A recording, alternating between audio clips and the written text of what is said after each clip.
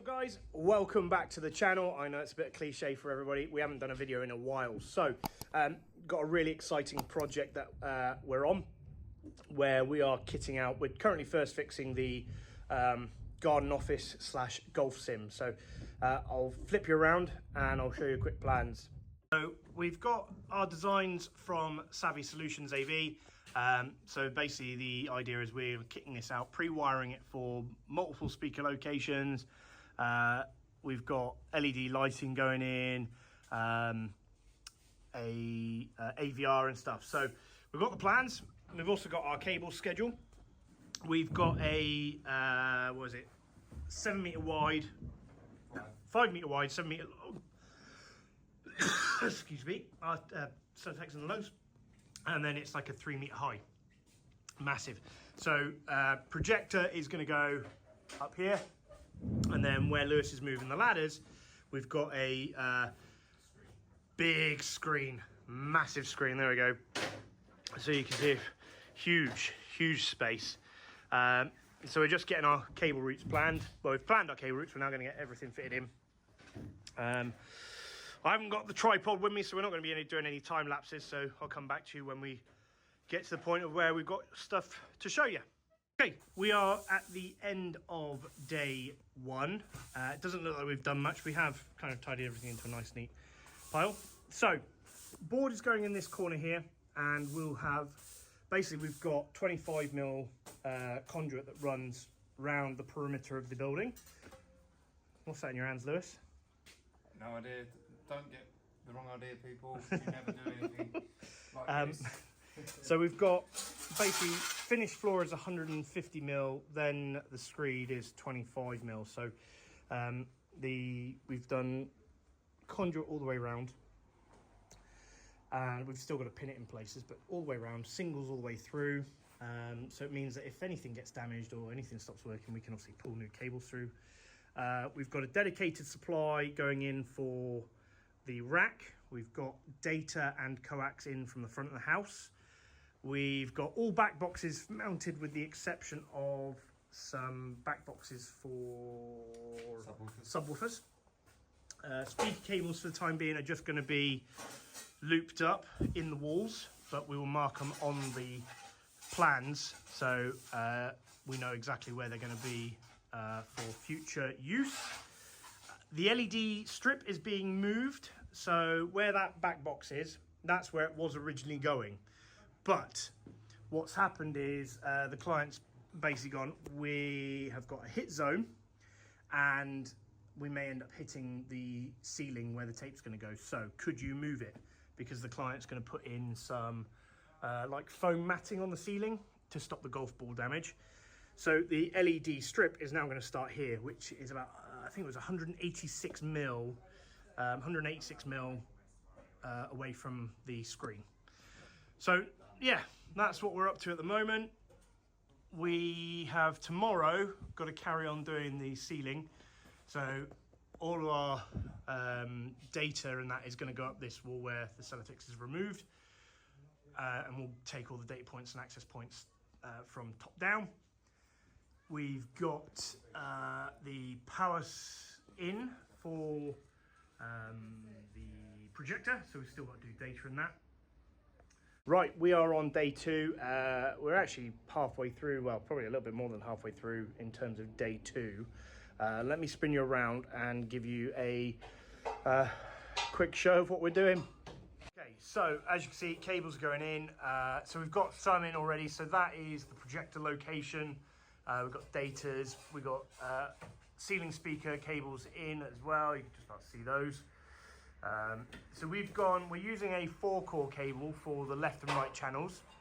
And the black tape indicates the outgoing side.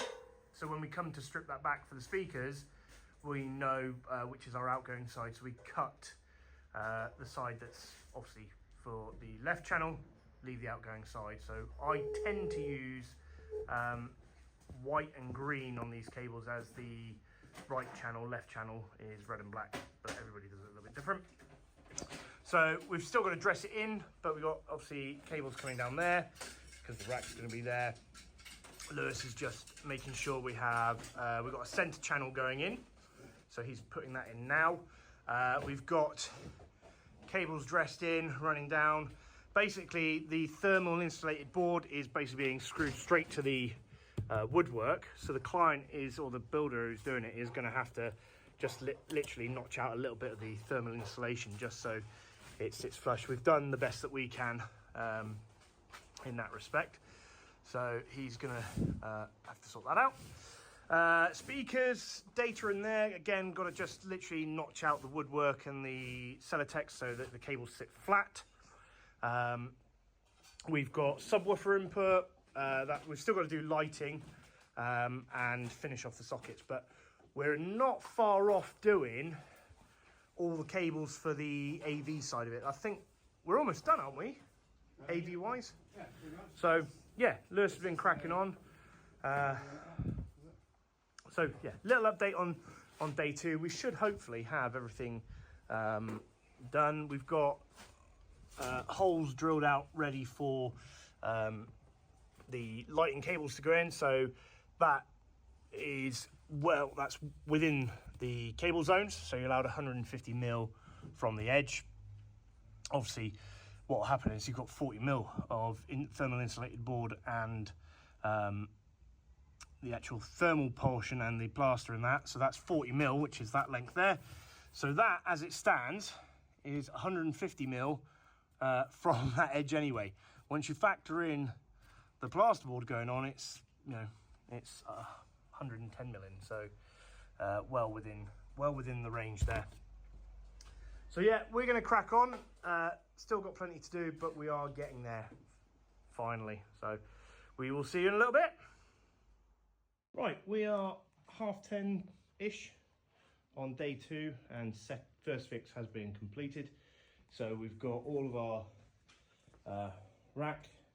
It's only a small rack going in, but we've got speaker cable. We've got basically speaker here. We've got 2 speakers in the ceiling, 3 speakers at the front, and a sub at the back, done by coax. We've got conduit in for the sockets, the socket that's going to power the rack. We've also got conduit in for the air conditioning, and then lighting is also there as well. The clients have even they've gone ahead and put in all the remaining Kingspan / Celotex. So yeah, the next step is the floor will be done, and then we'll be back probably in 2-3 weeks to hopefully begin second fixing. Still got to connect up the front and things like that. So yeah, plenty to do still, but the majority, this building is first fix. Cables hanging out there. We've got pictures, and on the plans from Savvy Solutions, we've got all the markings and that. I can't flip the camera around because then there's no light here at all. But yeah, we're done. So next part will be to second fix. Okay, we are back at the Walton-on-Thames Golf Sim project. So you can just see behind me, we've got the golf impact screen, which surprisingly is a lot of money. It's about $3.5 grand. So yeah, they're not cheap considering it's just fabric. What have we done so far? Let me spin you around and show you. Okay, so sockets are getting put in place. So we've gone for this matte black finish. Data points will be at some point, hopefully later today, but the next thing we're tackling is going to be this LED tape which goes floor to ceiling and back over. So as I said, sockets are all in. Lewis is obviously cracking on getting the LED tape feeds ready. Fuse board's going to be the next thing to go up. We've got dimmer switching, sockets going in. I forgot, I was 2 sockets short. So we've got one there and one where Lewis is, so I've managed to pick those up. Araknis switch going in along with access point, which is somewhere in the ceiling. I've got to find where it is. I'm hoping, I don't know, it's obviously you can see that bulge in the ceiling. I don't think that is our cable. but if it is, happy days. We've got the measurements, so we'll be able to find it. Projector power's there. That other hole is for the other data cables, so we've got to pull those all out. And then if I take you outside, we've got the front lights. I said the front lights, the wall lights are all in place as well. Client didn't want anything in the middle, so yeah, when we wired it, we've just done the 2 end lights, but they look really nice against the white render. So we're going to crack on. There is no hello, Lewis. There is no time lapse, so we're just going to crack on and bring you in on when we're done the next steps. All of the sockets and switches are in. So we've used Ansel Prism Pros for the ceiling. We've got 4 spotlights. We've got JCC's Cut Anywhere cob tape, which is 24 watts, 10 watts per meter, and that goes up and over the building. It looks absolutely brilliant. So there we go, doing a little wide angle, and then we should get the soft start. Brilliant, absolutely brilliant. So yeah, love that. We've got the plastered in profile from Arc LED, which was really good value for money actually, cheaper than a lot of the other stuff. So really happy with that. And then we've got the outside lights all fitted as well. So some nice up down lighters, which look great on the white render. So we will be back at some point, probably, obviously for you guys it won't really make much difference, but in a couple of days just to get all the data fitted. So that's going to be a blank because that's for a subwoofer that's not going to be used. We've got 2 data points there, 2 data points there, 3 here, along with 2 or 3 video distribution cables there as well. And then that's that. Oh yeah, sorry, the ceiling. Yeah, we've got to get the data cables and that all there and mount the projector. So we're going to have fun with that. And then the client will get all the matting in. He's got some rubber mats that will go around all the front here. And then I think he's a right-handed golfer, he said. So his golf sim sits here, and then it has a trailing cable that plugs in here and then plugs into the HDMI ports that will be there. Or we'll use HDANYWHERE's video matrix and extender kits. So we always use those for our video distribution stuff. So yeah, that's a wrap for us for this evening. We'll be back in a few days to come and finish the data. Okay, it's Saturday. We're back for the AV side.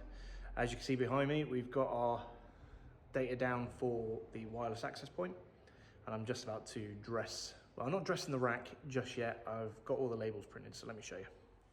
So just a bit of cardboard with some tape flipped over, and we've got basically all of our data points. So we've got the 11.7 size heat shrink for normal Cat 6 cables, and then the 17.7mm tape for Cat 6A and speaker cables and the likes. We get all of this done, obviously I print these off, but we get all the cable schedules from Savvy Solutions. So you can see from the various plans, we've got, I'll cover that. Obviously Pete at Savvy Solutions, he does the cable schedules for us, so everything that corresponds on here is then printed off on the labels. And this is the kind of, so we just mark on these, so these are our plans to keep, and then the client can actually get a copy of their own plans we leave on site. So, but everything that lines up on the cable schedules is what gets installed. And then if we do need to make any amendments to the cable schedule, we can jot them down and Pete will update his records for the client. Right guys, we're at the end of the project. It's 10 to midnight on a Saturday. If you can hear the birds in the background, that is not the birds in real life. That's actually from the golf sim, which is really realistic. It's actually brilliant. So let me spin you around and I'll show you what we've done. So we've got inside our rack, we've got Araknis 16-port switch, Sky, Xbox. There's a space for an AVR down there, as well as a Control 4 core system at a later date. That'll be phase 2. We've also then got the M hub from HDANYWHERE. It's the 4x1+1. So basically you get one Cat 6A output and then one HDMI, and we've used an additional extender to basically go up to the projector, which is from BenQ, and it's specifically a golf sim projector. And then we've got onto the TV as well. So effectively we're on the projector right now, so we can have a round of golf. But if we wanted to flick over to, say, for instance, watch TV, we can simply, on the remote, flick it over to input 1, which is effectively Sky. And after a brief moment, that will then populate. But we've still got Sky on the TV. So what we could do is flick that over and carry on playing golf if we really wanted to. So obviously if you're on your mat, you can be watching TV on your big screen and playing golf. We've got obviously LED tapes around, which really enhances the lighting in the area for the golf sim, and once the client gets the foam padding round, that will really offset it. We will then swap out these switches. Once we get Control 4 in, we will swap out these switches for main their keypads. Data points, obviously we're in key locations. But yeah, it's a nice little project to have been involved in. Like I said, we've got plenty of space in that rack. We can just be, if we're just going to flick onto the Xbox, I mean, you've got a 200-inch screen here, effectively. So that will, Xbox is on. So again, brief moment for it to flick over, and then get some Call of Duty going on 200. I mean, can you imagine your field of view on a screen that size? It's going to be absolutely epic. Anyway, from me and Lewis, that is us done on this phase of the project. Thank you very much for joining us on the journey, and we will catch you on the next one. Bye for now.